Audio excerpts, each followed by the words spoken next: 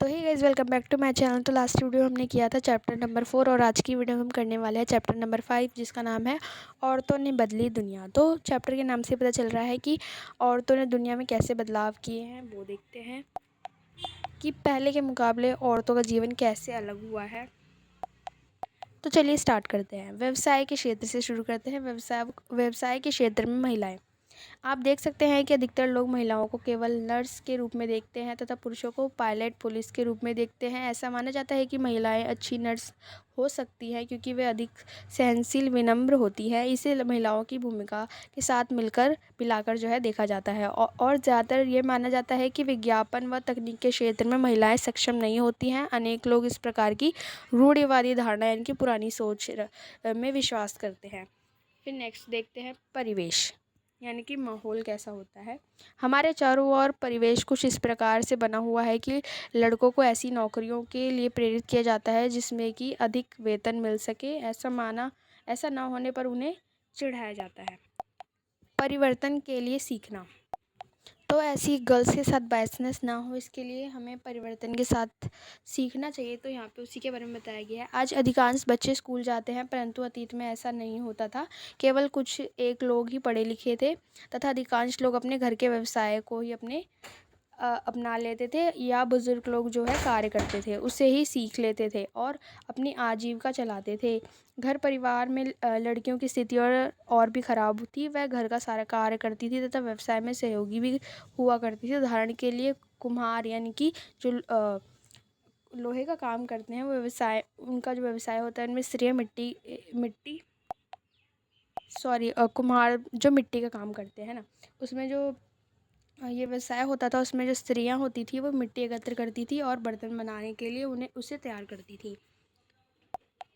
तो पहले के टाइम पे जो महिलाएं हैं वो व्यवसाय में सहयोग करती थी लेकिन अपना व्यवसाय नहीं चला सकती थी। और जो बच्चे या फिर जितने भी पुरुष या बच्चे हुआ करते थे वो अपने पिता के व्यवसाय को ही आगे बढ़ाते थे। वो अपना कुछ नया नहीं कर सकते थे, यानी कि पुरानी सोच चला करती थी और लड़की घर का सारा काम करा करती थी।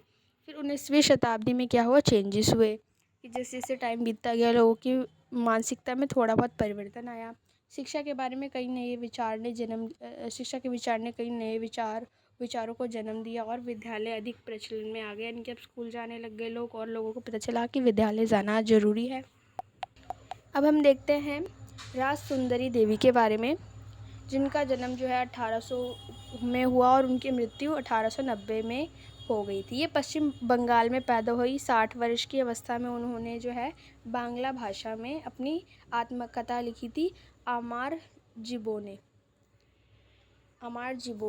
यह किसी भी भारतीय महिला द्वारा लिखी गई पहली आत्मकथा थी जो कि राज सुंदरी देवी ने लिखी थी। राज सुंदरी देवी एक धनवान जमींदार परिवार की गृहिणी होने के बावजूद भी उन्होंने शिक्षा ग्रहण की।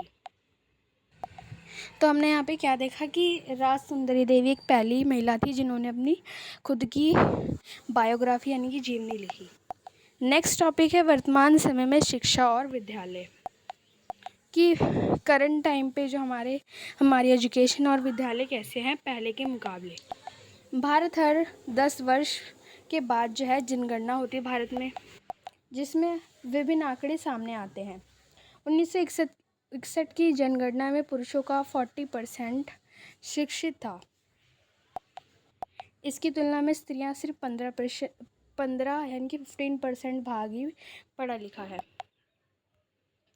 तो यहाँ पे हम देख सकते हैं कि यहाँ पे महिलाओं की भागीदारी जो है कम है, उनको कम अपॉर्चुनिटीज़ दी गई हैं जिसकी वजह से वो कम एजुकेशन ले पाई। फिर हम देखते हैं 1911 की जनगणना के अनुसार पुरुषों का 82% यानी कि 82% जो हिस्सा है वो शिक्षित है और स्त्रियों का 65% हिस्सा ही शिक्षित है यानी कि पढ़ा लिखा है। सब लड़कियों की श्रेणी की तुलना में अनुसूचित जाति यानी कि एससी और अनुसूचित जनजाति यानी कि एसटी लड़कियों की स्कूल छोड़ने की दर अधिक है। ये भी हमने यहाँ पे इस 2011 की जनगणना में हमने ये देखा कि जो एसटी एससी यानी कि पिछड़े जाति के समुदाय होते हैं वो अपनी लड़कियों को और भी कम पढ़ाते हैं नॉर्मल लोगों की तुलना, क्योंकि उनके पास या फिर तो उनकी मानसिकता में ऐसी होती है थिंकिंग कि वो नहीं पढ़ाएंगे या फिर उनके पास उतने पैसे नहीं होते हैं, वो गरीब। तो यहाँ हमारा चैप्टर एंड होता है और इस चैप्टर में हमने देखा कि किस तरीके से जो है पहले की तुलना में महिलाओं की भागीदारी बढ़ी है और पहले क्या क्या अलग हुआ करता था महिलाओं के साथ और अब कैसा है ना। तो आई होप आपको ये चैप्टर अच्छा लगा होगा। नेक्स्ट वीडियो जल्दी आएगी, मेरे दोस्तों के साथ भी ये यूज़फुल वीडियो को शेयर कीजिए और अगर आप चैनल पर नए हैं तो बेल आइकन को प्रेस कर लीजिए।